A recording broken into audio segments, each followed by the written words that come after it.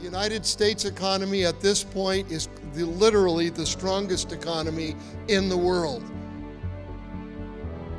As a matter of fact, this year we're going to see something that is historic, and that is the third year in a row of 50,000 plus job creation in the Inland Empire. This has not ever happened before. You know, as I made more connections in the Los Angeles area, what I was able to do was hire on contractors that I'd found up here in the desert. A lot of them actually graduating from VVC. You know, I've always felt that if you don't do a good job in your backyard, don't even bother expanding out, because whether you're a small mom and pop's business, service or product business, or a medium size or larger, you got to do a good job to get the cash flow, to get the credibility. RMAC's done a terrific job. You're extremely credible, and then you reached out. You guys have been in business a long time. You've done a great job up here, and you reached out. We're finding that more of our employees are motivated by fear of loss than they are by gain. And that's just flat out the way it is. I like to call it the bachelor phenomenon around our work. It's like they don't want to get voted off. So they would rather have a steady situation, and they'll value that job more, a steady paycheck, than they will an opportunity to earn X number of more dollars.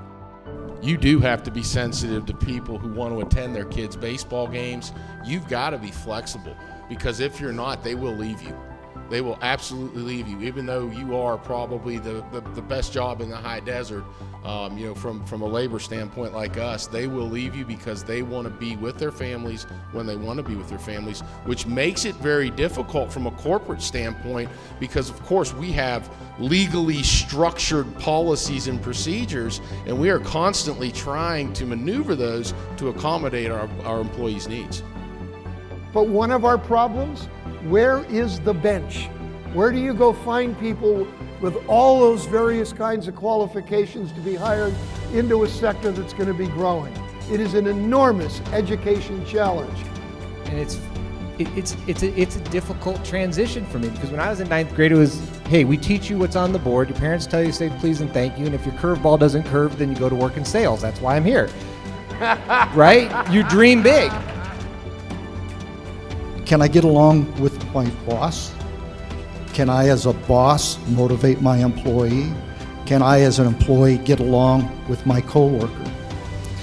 If there were programs that could strengthen your workforce in those areas, would that be of interest to you? At the end of the day, we work with our associates, they don't work for us. And if we don't have that mentality, that's what's changed so drastically. We work together, the flattened management, absolutely. People say, Mr. Kubicek, and I said, where is my dad? Because I'm not Mr. Kubicek, I'm Scott. I've been Scott for 21 years with Walmart, because that's what the culture is, because that's what makes it successful in terms of having that environment. You can't just sit back and try to say, hey, what's worked in the past is going to work now. You've got to get creative.